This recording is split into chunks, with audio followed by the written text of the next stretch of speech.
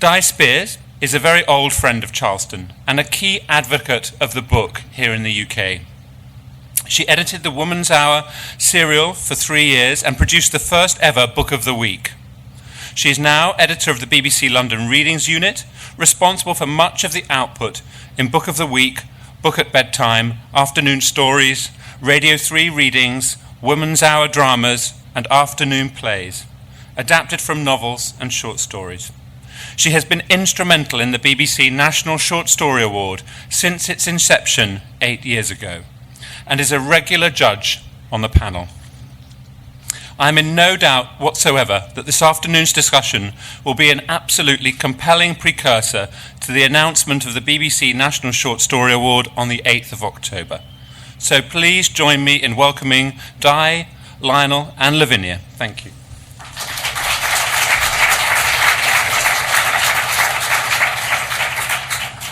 Well, thank you very much, Alistair, and it's always lovely to be back. It's a regular event for me, this. It's sort of in the calendar before anything else in the year, really. And lovely to be back with the Charleston audience, and I know what a great supporter you all are of the short story, and that's very encouraging and heartening to those of us who keep trying to make the short story important in this country. And it's a huge honour for me to be sharing this platform today with two such gifted and prestigious writers, both of whom, as Alistair said, are on this year's BBC National Short Story Award shortlist. So I'd like to start by introducing them. Firstly, Lionel Shriver, who I'm sure you all know, not only a journalist, but Lionel is the author of 11 novels, including the New York Times bestseller So Much for That, which was a finalist for the 2010 National Book Award and the Wellcome Trust Book Prize, and the Post-Birthday World, which was the 2007 Entertainment Weekly's Book of the Year. Perhaps you may know her best for her Orange Prize-winning novel We Need to Talk About Kevin in 2005, which was then adapted for a feature film starring Tilda Swinton in 2011. Her most recent novel, which I would urge you to read, is Big Brother, which addresses obesity, and that was published this year in May. And I think I should mention that this is not the first time Lionel's been on the Short Story Award shortlist. She was shortlisted in 2009 for Exchange Rates, so it's lovely to have her back on the shortlist and part of this today. Lavinia Greenlaw is hugely well known as a writer. She writes poetry, fiction and drama, hugely multi-talented, and librettos. I mean, there's all sorts of things that I could mention. Her many, many awards include the 1997 Forward Prize for the Best Single Poem and the 2011 Ted Hughes Award. She was the first artist in residence at the Science Museum. I think they've had many since then, but that was about 20 years ago, I think, wasn't it? Yeah, it was nearly 20 years ago. And you've always remained regularly involved in the dialogue between science and the arts. She's about to start a fellowship, in fact, with the Wellcome Trust for 2 years. And the next book is A Double Sorrow, which is completely different from science. It's a version of Chaucer's Troilus and Cressade, which is going to be published by Faber next February. And Lavinia and I think, first met properly when we judged the very first National Short Story Award back in 2006. So she's also been part of the Short Story Award for a long time. We'll be hearing their stories in just a moment, and then we'll have questions from me, and then hope some from you too. But I wanted to just say a word about this year's list, which is one I'm very proud of. I judge this award every year, and you never know what you'll get, and I've enjoyed every list that we've done. A lot of people have commented this year on the fact that it's an all-female list. Well, actually, it's the second time it's been an all-female list. We haven't had an all-male list yet, so that would have been a great deal more remarkable, but that hasn't been picked up at all. What I do think we have this year is a particularly good example of 5 stories, all very different from each other, all very different in terms of subject matter, the styles, the sort of form of the short story that they demonstrate. They really show the strength of the current writing of the short story in this country, I think, and I'm very proud of that, because that was one of the things we really hoped the prize would do. They're also all, interestingly, it seems to me, written rather happily for us with a listener as well as a reader in mind. They've all translated to the radio very well this year, from the magical, ethereal voice of Lucy Wood's House Spirits to Lisa Blower's contemporary story of a girl growing into a woman who journeys from her home in Stoke to the coast at Barmouth, and to the Carteresque unreality of metamorphosis in Sarah Hall's story Mrs. Fox. It's possibly less surprising that the stories by our two panellists today are so good for radio, because they did actually both begin in their original inceptions as radio pieces, which of course I'm remarkably pleased about from Radio 4's point of view. So it's very nice that we've got that convergence here. And I hope when you hear them that you'll agree. And so I'd like to start by asking Lyle to read her story, Prepositions. Thank you. Can I Use the lectern if you please.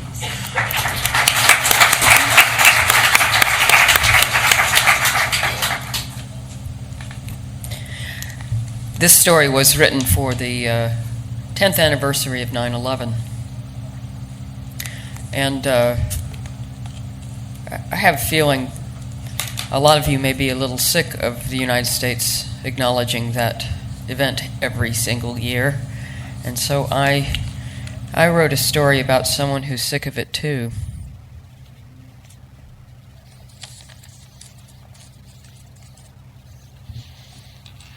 September 9th, 2011.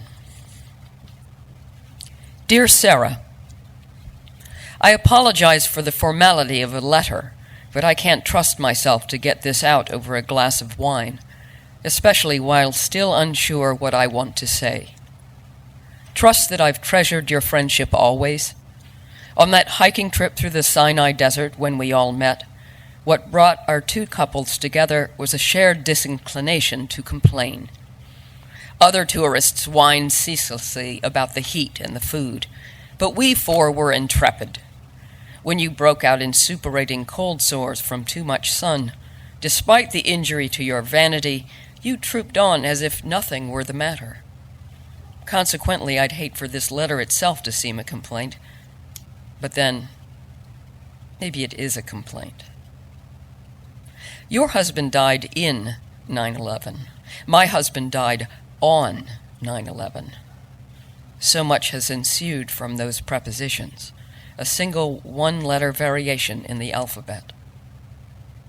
Oddly, your story is at least as vivid to me as my own, since I've heard you recount it so many times at dinner parties. It's the story that everyone wants to hear. How the offices of David's investment bank had only recently moved to the 89th floor, a step up in every sense. But if only they'd stayed on the 37th, David would probably have survived. That day brambled with if-onlys. The PA announcement that everyone in the South Tower should return to their desks, which lost 7 precious minutes to escape before the second plane hit. Your final conversation with your husband. His report that the only working stairwell was billowing with smoke. His intention to head with several dozen others to the roof. The door to the roof being locked, though you only learned that later.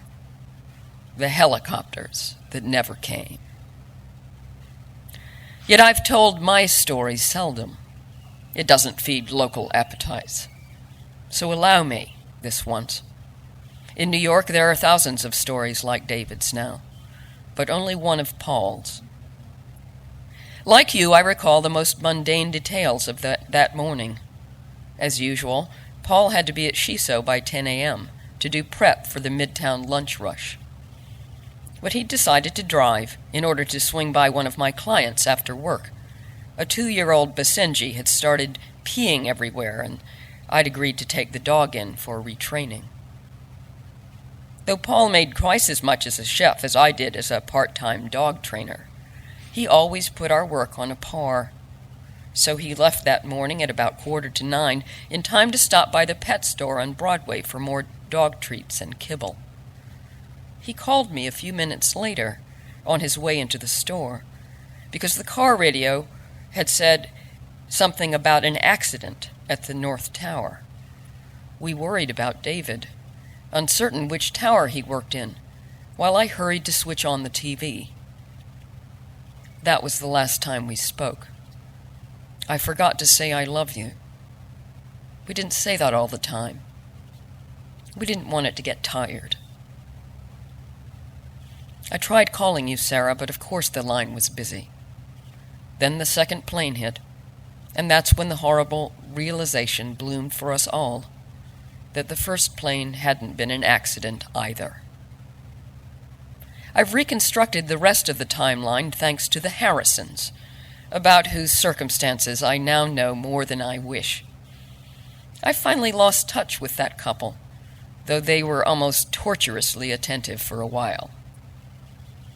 Along with their 3 kids, Joy and Buddy Harrison had gotten an early start after a long weekend upstate at a lakeside resort that they could only afford with post-Labor Day off-season rates. The day before, they'd shopped at discount outlets to stock up on sports socks, underwear, and family packs of chicken.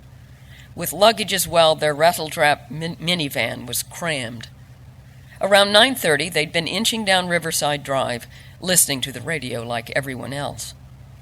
Traffic had been bad, and Buddy would be late for work, the kids late for school.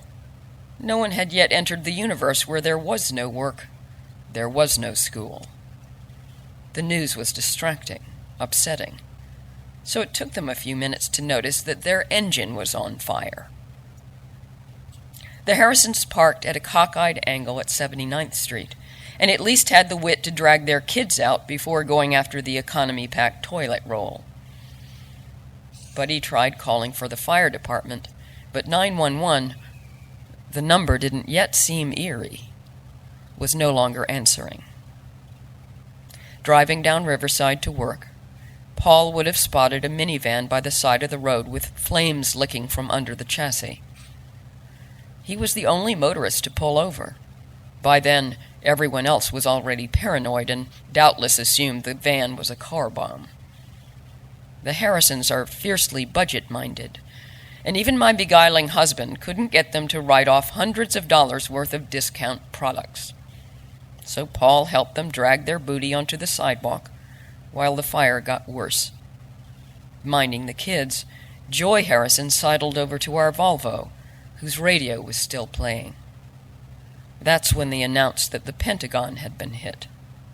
Joy gasped, Buddy rushed over, and they listened for a moment. Paul was still in their back seat. He must have been overcome with smoke. And then the minivan erupted. I'll take their word for it that Buddy and Joy streaked to their van to pull my husband from the flames. But by then, Paul was badly burned. They tried calling an ambulance, but 911 was still jammed. Ironically, they could hear a cavalcade of ambulances wailing down the West Side Highway the whole time, only 100 feet away. But the emergency vehicles were all headed downtown, not to some lowly car fire on Riverside and West 79th.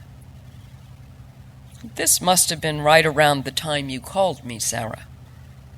You were feeling so helpless, unable to reach David's cell. The satellite networks were overloaded. We both gawked at CNN. Frightened personally, of course, but frightened also in some larger way that was unfamiliar. During one of our gaping silences, the South Tower emitted a great gray plume on screen and disappeared into smoke, like a quarter-mile-high magic trick. We inhaled together. We held our breaths together. We screamed together. Sharing that moment cemented our friendship for life. I don't regret that. Meanwhile, I'm told, Buddy Harrison finally carried Paul to our Volvo to drive their rescuer to St. Luke's himself. But by then, traffic was hardly moving, and they must have lost a lot more time sitting in it. The hospital called me at 11:30 a.m. They may have tried to get through earlier, but I'd been on the phone with my mother, who couldn't stop weeping.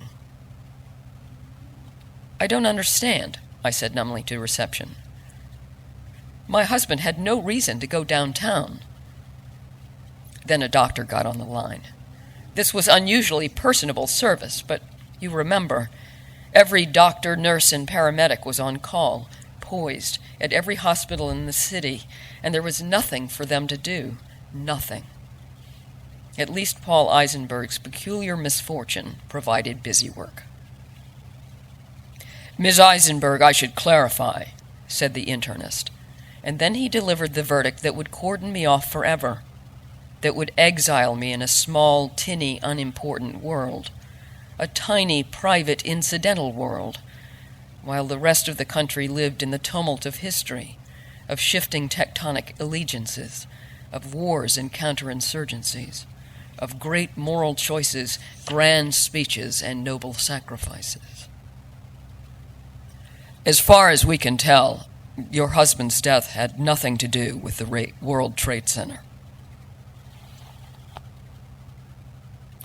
In New York City, 148 people die every day from strokes, traffic accidents, overdoses, or misguided acts of altruism. 10 years ago, my husband was one of them. But because he merely died on 9/11, I've been banished from the commemorations to which you've been invited for 10 years. Paul didn't burn himself in Shiso's kitchen, so I've received no survivor's benefits from workers' comp. While still childless, Paul and I had no reason to carry life insurance. Without a second income, I've had to give up the Upper West Side apartment. I sold most of our furniture. I'm stuck in a walk-up in Queens, where the supermarket's signs are all in Chinese. I can't even afford cable. So you can imagine it was difficult for me when that Victims' Compensation Fund awarded you $2.2 million. Lump sum, tax-free. And you still objected it wasn't enough. It didn't reflect David's lifetime earning power. But Sarah, I lost my husband too. Yet no one's given me a dime. And I still pay taxes on every minimum wage dog walking check. That's right. I've been reduced to dog walking. Everyone who died in 9/11 is described as a hero. If you don't mind, David did nothing but go to work. On his own initiative, Paul was helping a family in distress. Paul was a hero. David was a casualty. Yet David's picture was in the paper, not my husband's. David's passing is mourned annually by millions of people, but no one besides immediate family remembers Paul's. You've always emphasized how losing David was especially terrible because you have kids. Doesn't that make you lucky? You've preserved your husband's very DNA. I have nothing to show for Paul. Some days I can't even remember what he looked like, while your children's faces remind you daily of David's. Remember, Paul and I had just started to try, and I cried myself sick near the end of that September when I got my period after all. You've been envious that I had a body to bury. Well, don't be. I may have taken possession of an incinerated corpse, but that body has never kissed me goodnight or promised to pick up kibble on the way to work. It hasn't proved good for much. You've sometimes strained to include me. True, were the first responders not all streaming downtown, where they would line up bumper to bumper, pointlessly empty, maybe Paul could have gotten to the hospital in time to save his life. Maybe if the Pentagon hadn't just been attacked, the Harrisons would have been more attentive and dragged my husband to safety. Still, I'm not officially a 9/11 widow, and I've never claimed to be. In some ways, that cataclysm has been the making of you. Before, you didn't even have a job, and now you give speeches at fundraising lunches. You've delivered a statement to the 9/11 Commission. You get letters published in the New York Times, which gives you special credence because of your bona fides. You attend the commemoration every year in smart black suits. You seem to know who you are now, while your children wear their heritage with pride. Their father died in 9/11. You have fierce political opinions where before they were hazy, which has sometimes put us at loggerheads. I pointed out that the Park 51 mosque is planned near Ground Zero, not at Ground Zero. And I, of all people, should understand the importance of prepositions. You were offended. The mosque was insensitive, you said. But we can't ban a particular religion from a whole area of New York, I said. It's unconstitutional. You just kept repeating that word, insensitive. I got the message. My opinion didn't count. Your opinion was privileged. Sarah, maybe that's what I'm trying to say. I know it doesn't seem that way, but you are privileged. Around the world, over 150,000 people die every day from cholera, dysentery, cancer, starvation, war, or sheer neglect. Almost none of their families enjoy the widespread sympathy of total strangers that yours does. David's death means something, not only to you and your kids, but to the city, the country, the world. While all I can construe from the debacle on Riverside Drive was that my husband was a nice guy. The rest of us suffer our losses as deeply as you do, but can make nothing of them. We're left with no large, dark force like Islamic terrorism to locate at their heart, just an ongoing void and inexplicable awfulness. We anguish alone and in silence. Our anniversaries are quiet, dolorous affairs, and the company with whom we share them dwindles. In primary school, a preposition was anything an airplane can do to a cloud. Since flying objects can apparently go through and even out the other side of tall buildings, perhaps a preposition is now anything an airplane can do to the World Trade Center. Whatever their definition, prepositions are powerful words. At ground zero, near ground zero, in 9/11, on 9/11. Our diverging fates have hinged on one letter. This year, perhaps you can finally afford some backhanded gratitude for that small I.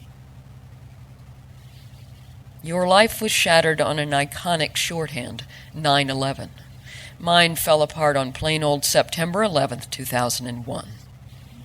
Your loss has filled you, made you greater, connected you to your neighbors and your country, and raised you to a select elite.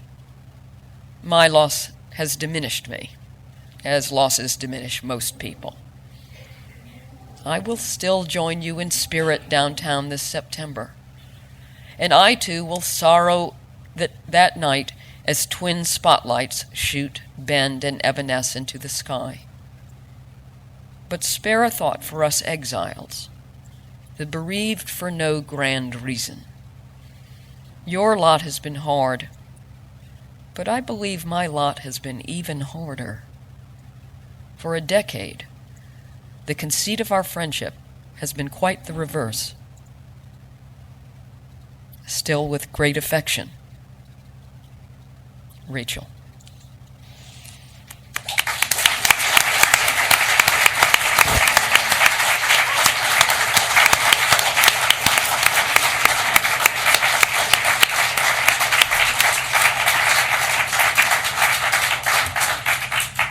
Thank you very much.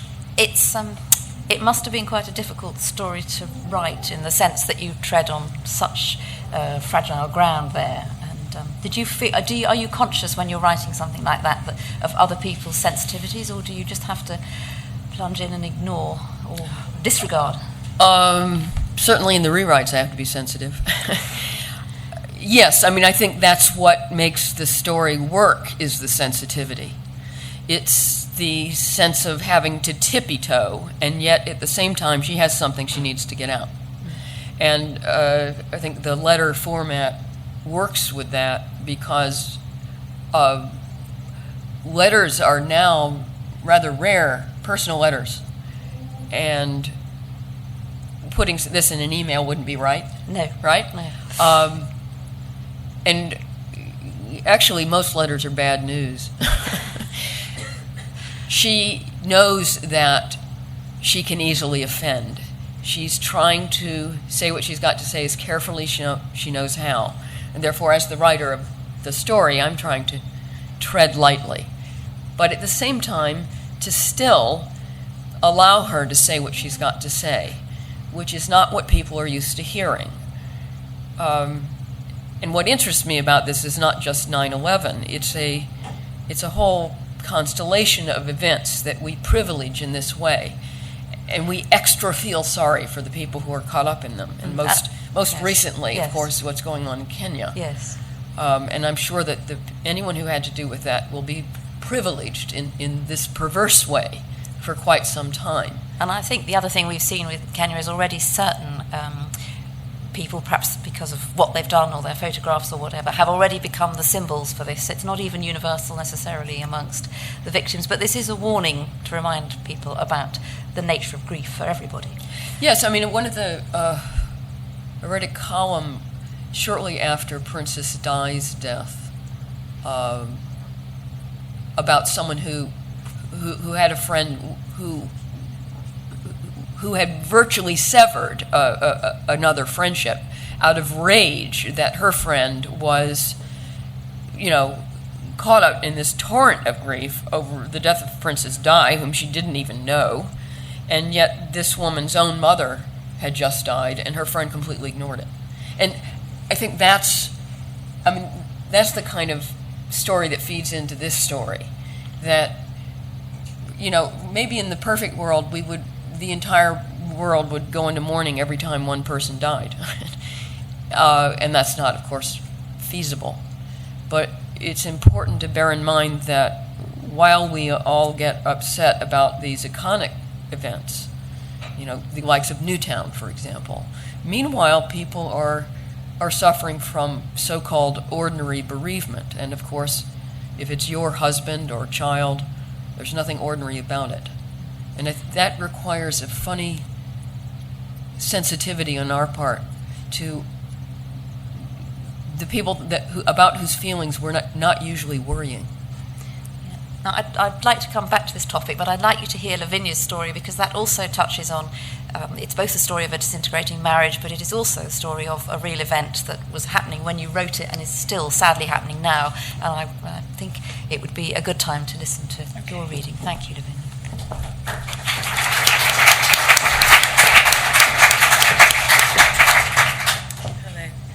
Hello. Di mentioned that this also began on radio. It was in February or March 2012 when I was asked to respond very immediately to that week's news. And the one thing I knew I could not ignore was the war in Syria.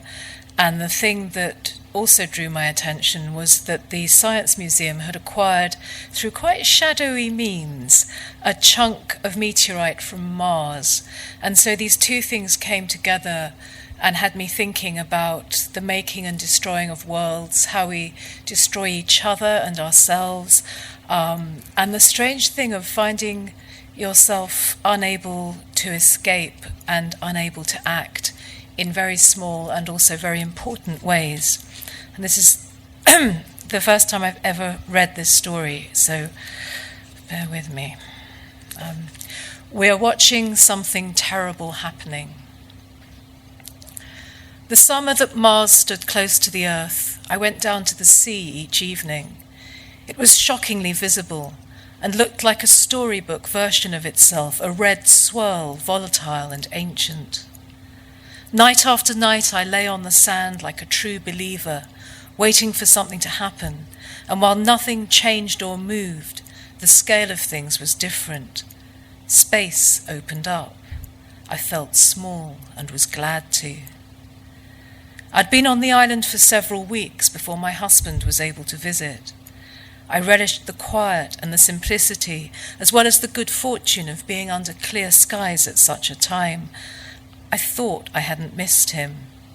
The night he arrived, I led him to the beach and hurried ahead, calling, "Look, look, there it is." I realized then that I'd missed him greatly.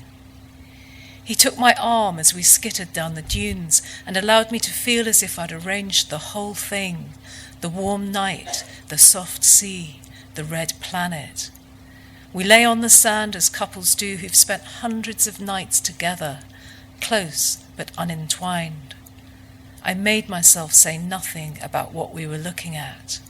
I let him decide. "It looks beautiful," he said, and it looks like a warning. We'd been married for 2 years. The acceleration towards a life together and the settling down were over. What next? We went home, and a month later I started my new job at the museum. It bothered him that my days were not easy to explain. In the evenings, he always had something to say about the closing of loopholes, the tracking of payments, the new ways drug money was being moved around. His work was of such immediate and obvious importance compared to mine. Even so, I had thought he was proud of me. I deal with this world, he liked to tell people, and my wife deals with the others. Then one day he said this instead. She could be out there discovering new stars and mapping the universe, but she spends her time in a basement with a cupboard full of rocks. I just don't get it, do you? When he asked me what I did all day that made me so silent when I came home, this is what I told him. The boxes that come to me contain parts of other worlds. I hold a meteorite in my hands and have the same feeling I had lying on the beach and measuring everything I felt against the distance between 2 planets. It makes me think about what really matters. What do you mean, what really matters? What matters is what lies beyond us. I knew how hollow that sounded and chose not to understand the way he smiled. I had to go to France to collect some samples from a recently discovered crater in the Egyptian desert. It had been spotted by someone scanning satellite images for evidence of ancient settlements. What he found was a 5,000-year-old crater that was completely undisturbed. Because of the dry desert air, it was pristine. You could trace the direction from which the meteorite fell in the fanning of the sand. The scientists got there first. They wrote their names on a piece of paper, put it in a bottle and left. When they came back, the bottle was gone. So, my husband said, they left their names. It doesn't mean they own what's there. The acquisition of meteorite samples is not straightforward. As soon as the scene of an impact has been located, the debris is being collected. The locals arrive first, then the dealers and the scientists, all as businesslike and intent as those who work their way through a battlefield taking boots and wedding rings. Most of the rocks disappear into private collections. Samples from the Egyptian strike had found their way onto the market, and some were being advertised for sale at the annual collectors' fair in France. We had no other way of acquiring them and had been in touch with the dealers. How much will this cost? My husband wasn't interested. He was disapproving. We're not buying anything, we're being given it. Why would a dealer give you such valuable specimens? We help them. How?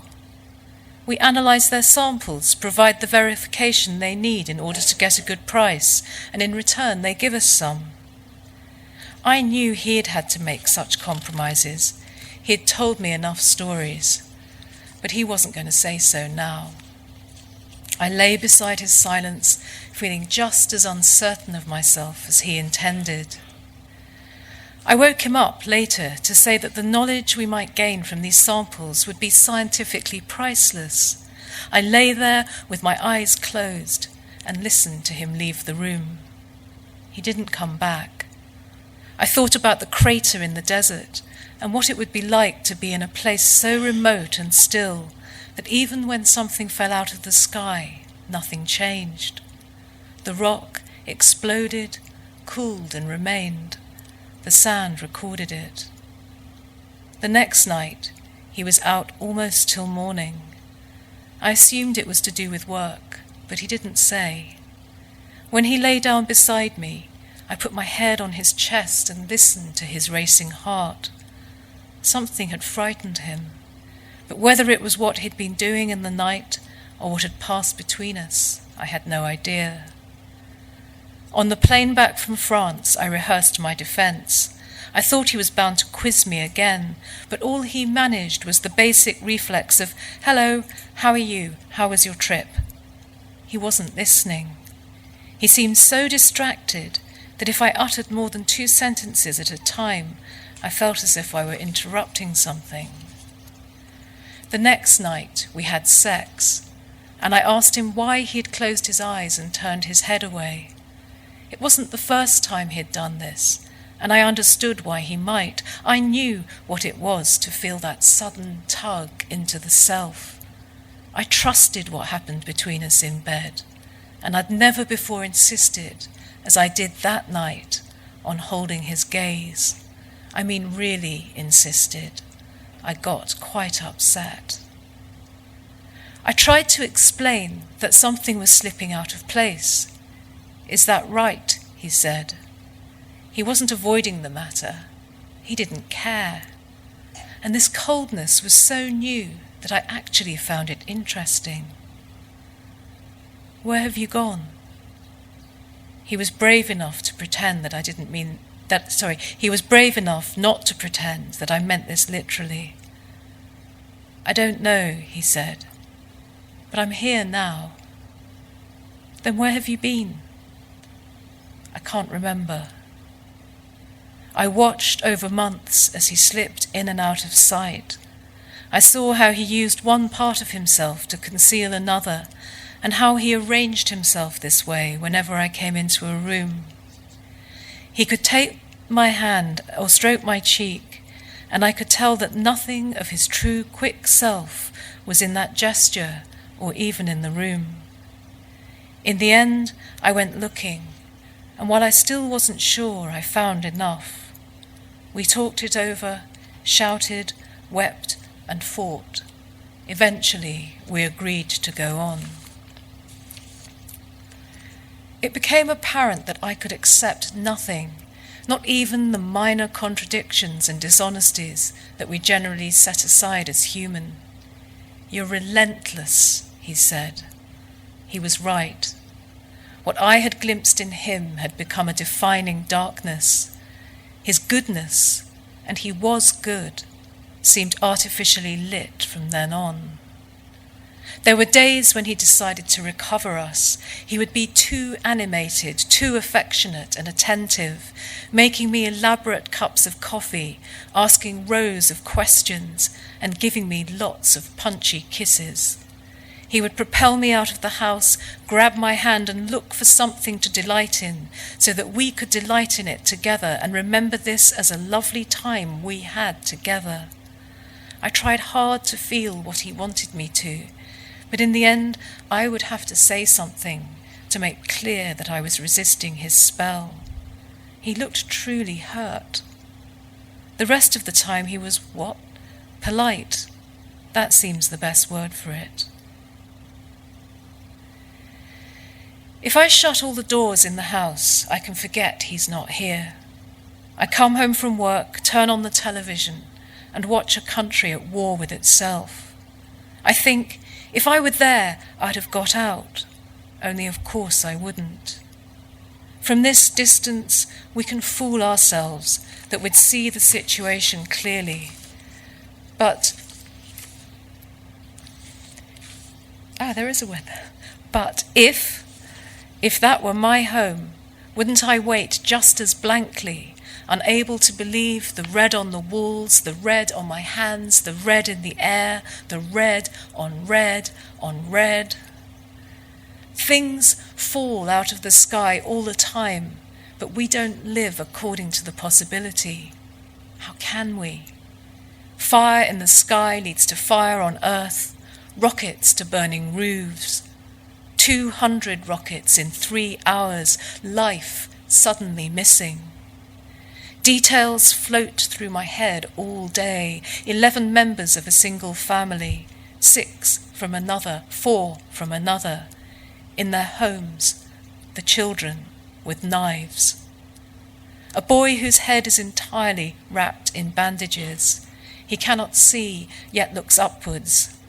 Does he hope that what is coming might save him, or is he praying that it might end him? I watch it all and then I listen to more of it instead of sleeping. I remind myself that although my husband has gone, how small are our lives, and how small the questions I want to ask him. Last night, I woke up crying and phoned his mobile before I knew what I'd done. He asked what was wrong. I told him that people were setting fire to their own roofs so the soldiers would think their homes had already been hit and move on.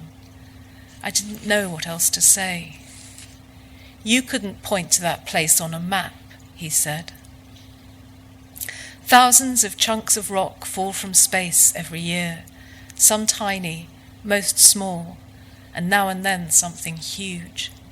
They can land anywhere. You might pick one up on a walk, put it in your pocket, and never know that it didn't make its way there through the slow shift of mud and water, the gradual pressure of stone. It fell. A bombed-out block of offices or apartments so near to collapse that it seems to hang in the air.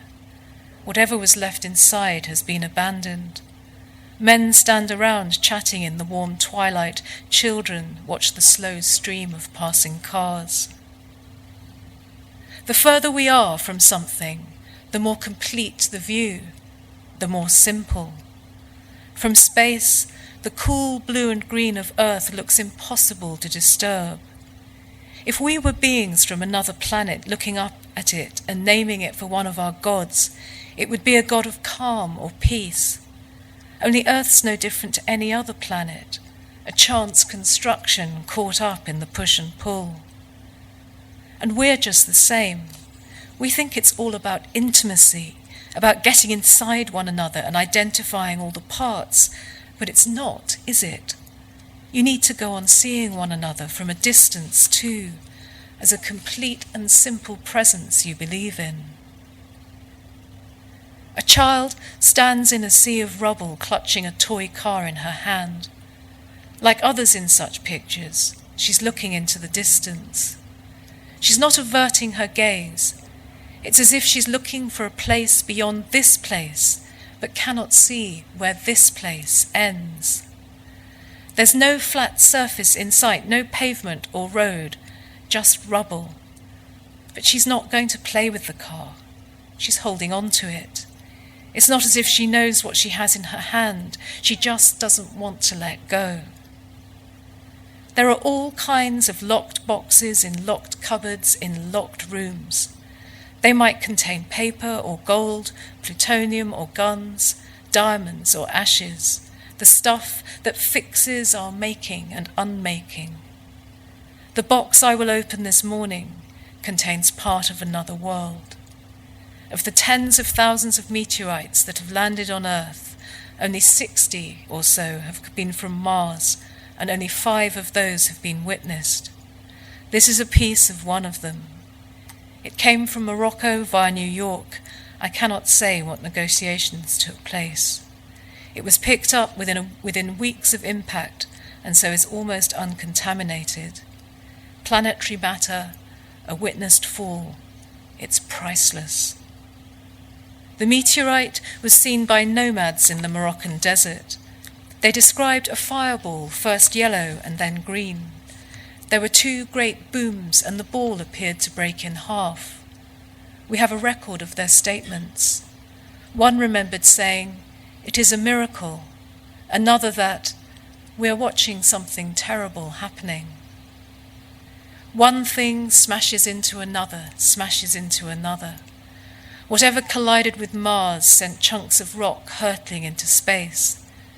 Think of a god throwing a stone in the air, and that stone rising and falling over hundreds of millions of miles, and its journey taking 60 million years. In the vacuum of space, it would neither rise nor fall, but would keep traveling until it collided with something else, or got caught up, as this one did, in the gravitational pull of another planet. Its charred surface records how it burst into flame when falling at a speed at such odds with the thickness of our atmosphere that it scraped against the air and ignited like a struck match. The nomads were watching the end of something, that started to happen millions of years ago, hundreds of miles away. Yes, it was terrible. The sample we have acquired weighs as much as a couple of bags of sugar. It contains an unusual amount of glass, probably formed in the explosion that propelled it into space. This glass may contain pockets which may contain compounds that are evidence of life. If life is found, it'll be life that is long gone, of a kind I cannot envisage, and which occurred in a place I'll never go to. Does this seem pointless? Desperate? It may establish a fact, but doing so will raise many more questions. The image that sticks in my mind is not the girl with the toy or the bandaged child, but a man standing up to his waist in ruptured concrete. He's between two white slabs that have cracked and tilted. They're ragged-edged and look a bit like jaws. At first, I thought he was being rescued, but he's not looking up. He's looking down, back into the hole in which he's standing. He's not trapped. The men who surround him are not trying to help him. One's peering into the hole as well, but he's standing well back. There's little sense of emergency, only the man looking as if he's about to go down inside that tilting concrete into what he can't see. His right hand is raised, fingers spread, as if he's found something to grasp in order to steady himself. There's nothing there, but he's grasping anyway. He doesn't look brave or determined. This is just something he has found himself doing. He's hesitating for a moment and trying to find a hold. I ring my husband again and ask if his lovers had been strangers. No one you know. What were their names? I don't know, he says, and then I can't remember. I hold the rock in my hands. Who's to say which of us is entitled to possess such strange and precious matter? Strangeness is what we're all after.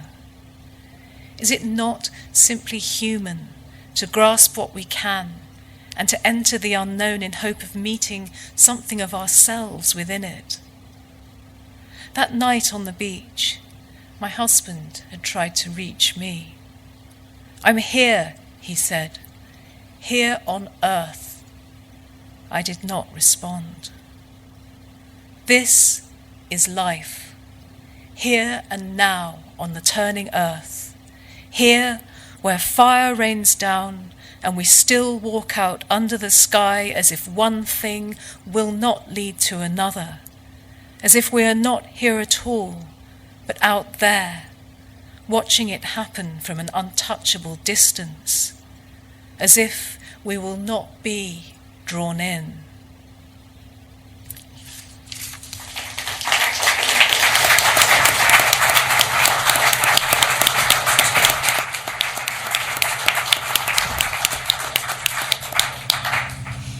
Thank you very much.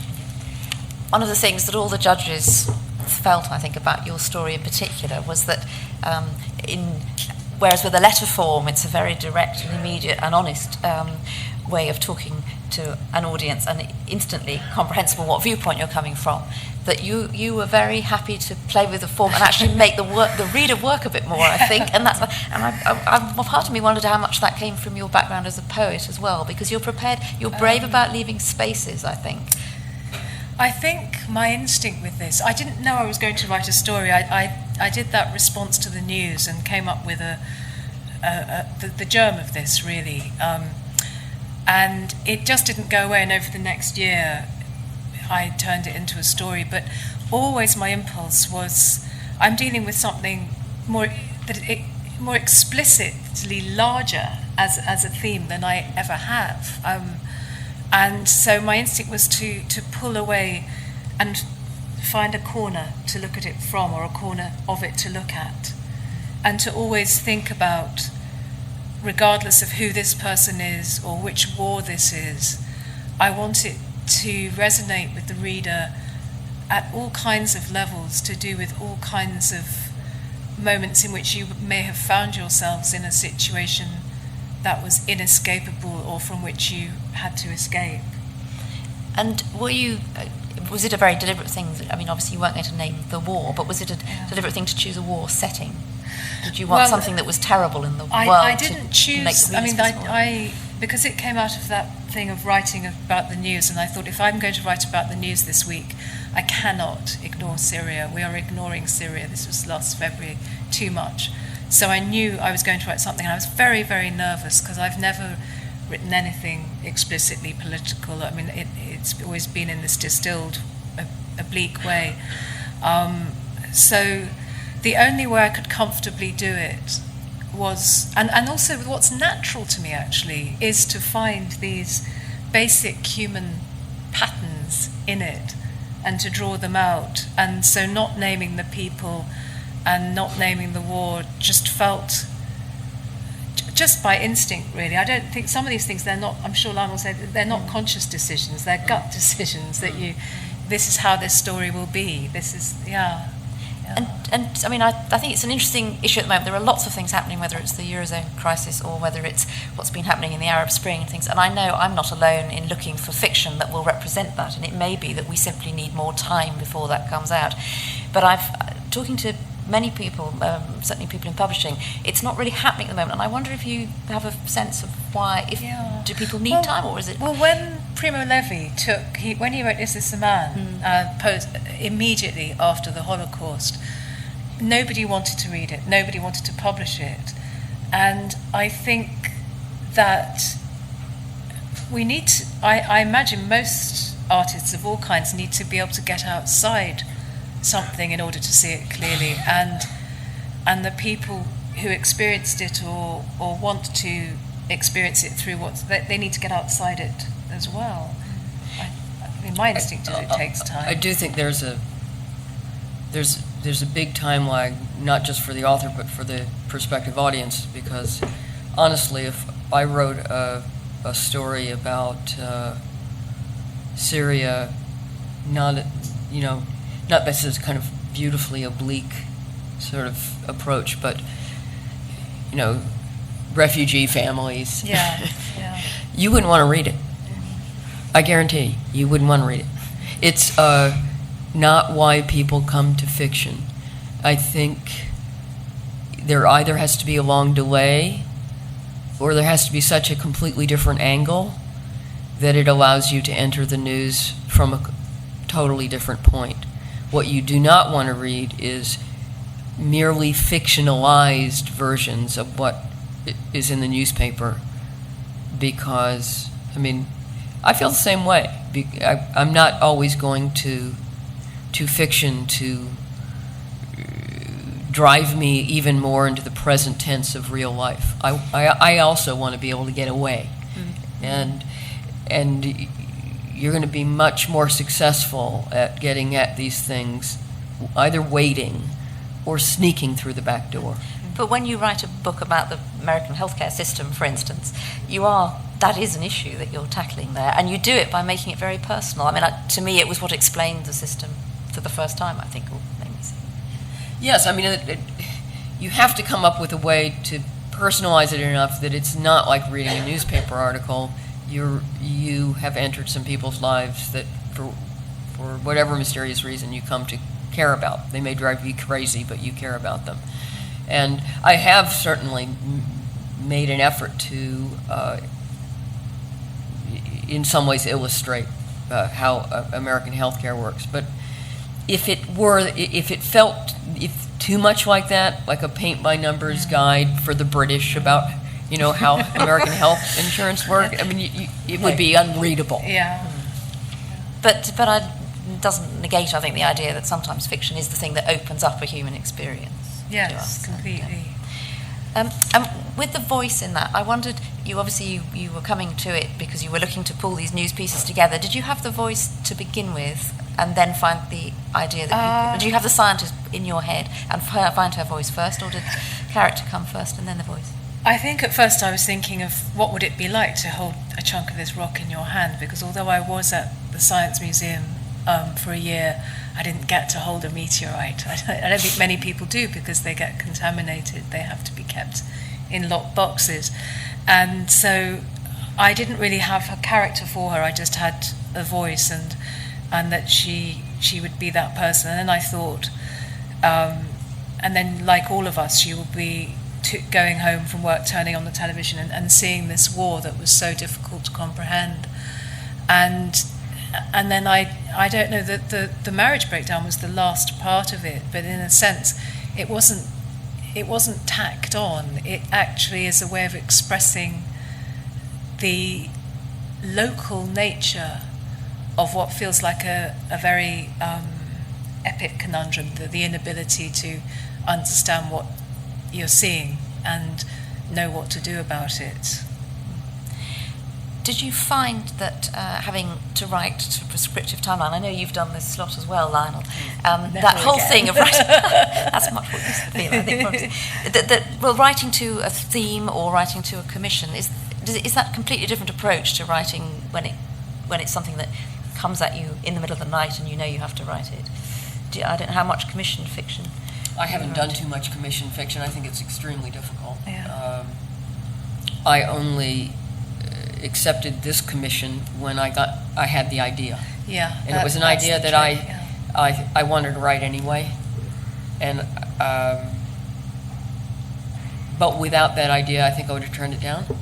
Yeah. I think because it is so easy to come up with something quite stiff and formulaic and strained and artificial when you're told to do an assignment. Now, that said, on the other hand,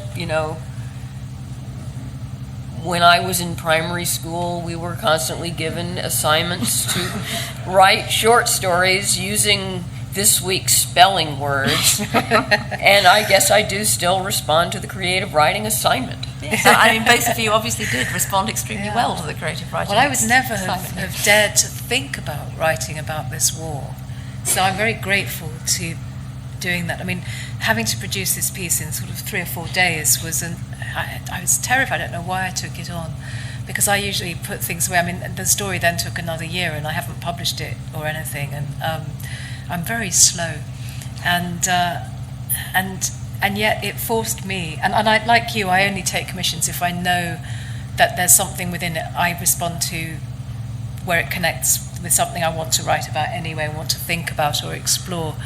But I would never have dared take on the war. And does it make you want to write more about real events, or because you do write a lot about science in all the manners of work? I think it makes me want to take more risks with the scale of things I address. I don't think I am somebody who can write from the immediate contemporary. I'm not very good at living in the here and now. So I think I'm not very good at describing the here and now. Maybe writers shouldn't be too in the here and now. But there's that question about whether we look for the book that says the way we live now, I suppose. No, there are great books which have done that, and I'm not somebody who could write those books. No. And I wanted to come back to the short story, because neither of you would describe yourselves exclusively or even perhaps particularly as short story writers, but I know it's something that sometimes is just right. How do you know whether it's the right thing for the idea?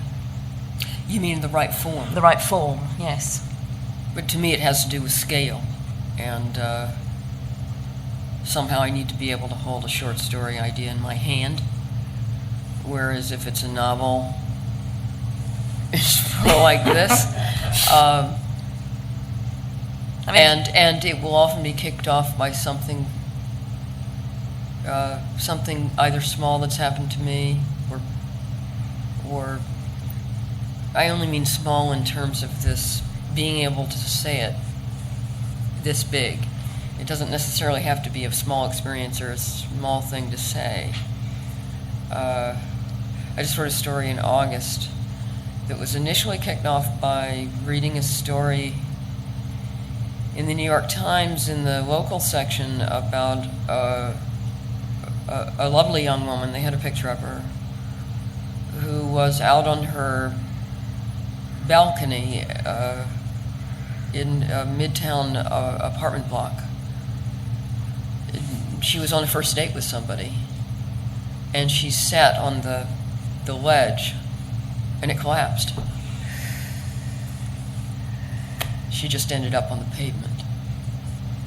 It was just so weird, and it definitely had that "this could be you" feeling. It was just such a kind of ordinary urban life story. That, wow, that's weird thing. And I just found it irresistible. It didn't end up being the whole story, but it played a part in it. It's a great ending. And that's the thing. But was that going to be a whole novel? Probably not. That's not a novel idea. I just ended up connecting it with, what is really a whole little catalog in the back of my head of the times I almost died. And I think that we all have them. Yeah. And that was really the theme of the story, that we all have these events, this little list, and we know we came that close to never being here. And they're very private moments, and they can really shake you up. And you often don't even tell anyone. And then I close on this moment where finally there's not an almost. And that just feels, you know what I mean about the scale? It just feels like that's a single thought. Yeah. That the point is, it's both simple and profound. That is the sensation of almost dying. And the reason that sensation is so profound is you know that it's just the forerunner of what does happen. And it happens very deep inside you. And I just was eager to get that down. It's not a book idea. One of my favorite short stories is called Wakefield by the great American Nathaniel Hawthorne.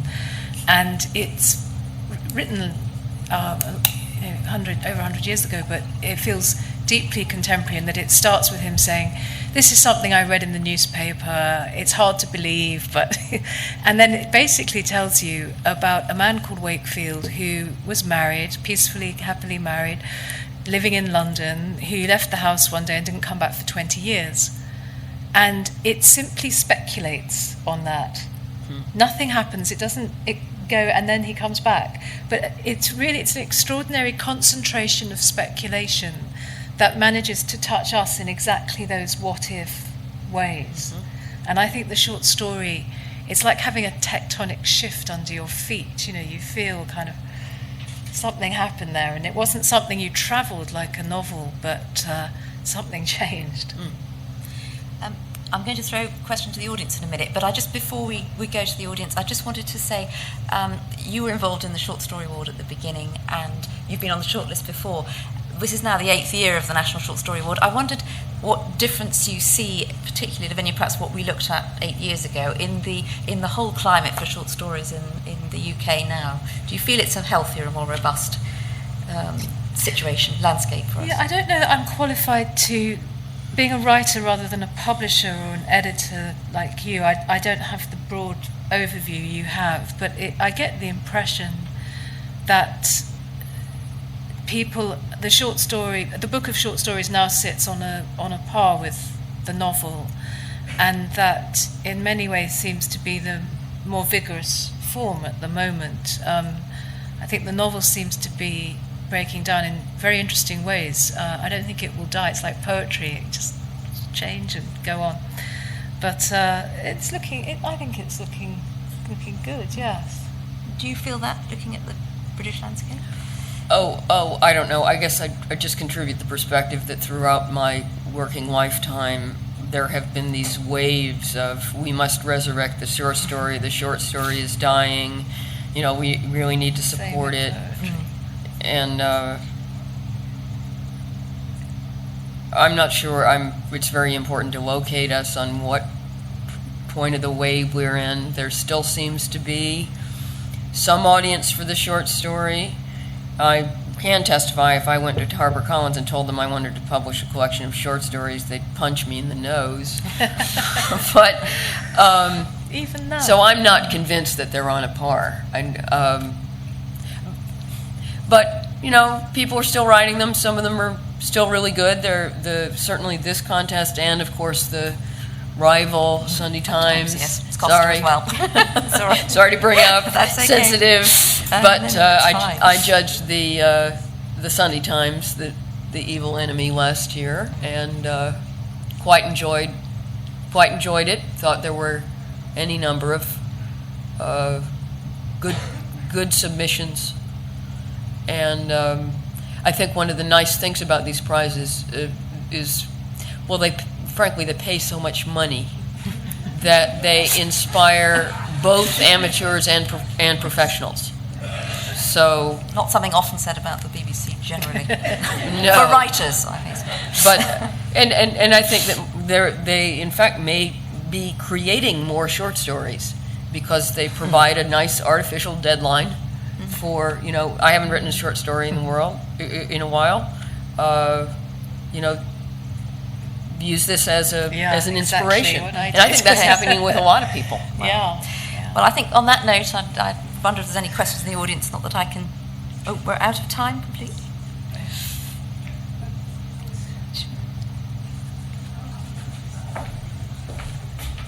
Sorry to wrap up such a fantastic conversation, but I'm conscious of time for everyone. But enormous thanks to Di Speirs, to Lavinia Greenlaw, and to Lionel Shriver to you both for your utterly compelling and beautiful shortlisted stories.